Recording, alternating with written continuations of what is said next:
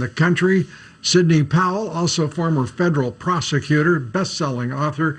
Sidney, thanks for being here. And let's start with Johnson making the assertion that Christopher Wray is covering up here.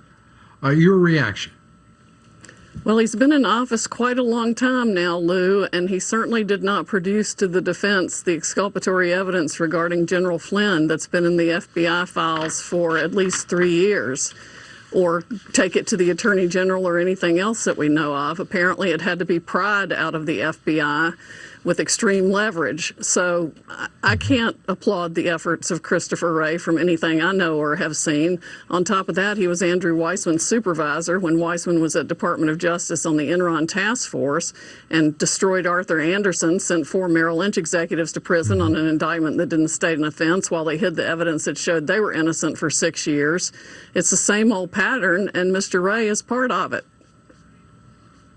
It is an extraordinary gathering of questionable characters over the course of time, particularly those, and by the way, that includes some Republicans, including Michael Chertoff, who altogether chose to destroy a great firm and the jobs of 85,000 people as they took on and charged a professional services firm, Arthur Andersen, which was a death blow, of course, it would be to any professional services firm. Let's turn to, if we may, the Flynn case and the role here of the FBI, which persists as a cloud that is ever darkening. We still don't have the 302s, the interview records of General Flynn and the FBI agents who conducted those. And it's inconceivable that the FBI would lose the interview record of an interview with the national security advisor to an incoming president. It's unthinkable, but yet here we are these 3 years later, and it still persists as a great enigma within the FBI. Well, Lou, it could not have been lost. It could only have been destroyed because the FBI's Sentinel system digitalizes everything and it stays there, or it leaves a trail if it's affirmatively destroyed. So that evidence has to be there in the Sentinel system one way or another. There's also another draft done after that we haven't seen. So there are at least 2 drafts that are missing that would show the most crucial changes from the original 302 to what eventually became the final 302 that Mr. McCabe himself signed off on after it was dramatically altered. And altered by Peter Strzok. Yes, exactly. And Lisa Page, McCabe's special counsel. It's difficult to understand why Christopher Wray and Attorney General Barr would not have turned everything upside down in order to produce those documents for the integrity of both the prosecution, which apparently they believed in up until they could no longer pretend they did. And now, when they see what an injustice was done to your client, which you have demonstrated and advocated throughout, that they still permit those to be quote-unquote missing 302s when they are exculpatory and they're part of history.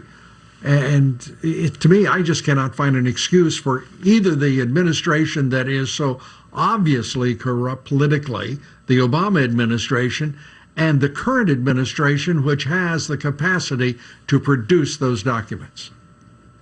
I certainly don't understand it either, but what I find particularly outrageous now is the failure of the district court to grant the government's motion to dismiss in full acknowledgement of the fact that exculpatory material was withheld from the defense for all these years. I have no doubt there's more exculpatory evidence out there. They may want to use that for other cases or other prosecutions, but at the very least, our motion to dismiss should be granted, and that's why we filed the petition for writ of mandamus yesterday to ask the D.C. Circuit to instruct Judge Sullivan to grant it or to give us another district court judge who can follow the law. Don't you believe it's incumbent upon the Attorney General of the United States to intercede with you and demand that the appellate court remove Emmett Sullivan if that is necessary in order to honor its order to dismiss the case? Yes, I think they should certainly join our petition for writ of mandamus to make sure that their motion to dismiss is granted, because it lies solely within the power of the executive branch and the Department of Justice to pursue any kind of prosecution under the Constitution. And Judge Sullivan's gone out and made up an issue that doesn't exist in the case, which is specifically contrary to the Supreme Court decision, unanimous last 2 weeks ago, I think, written by Justice Ginsburg.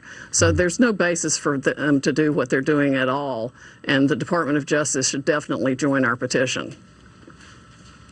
You know, you would think that, amongst others, the Chief Justice, John Roberts, would be sufficiently outraged by the conduct of a district court to basically tell the Supreme Court, the hell with you, watch this.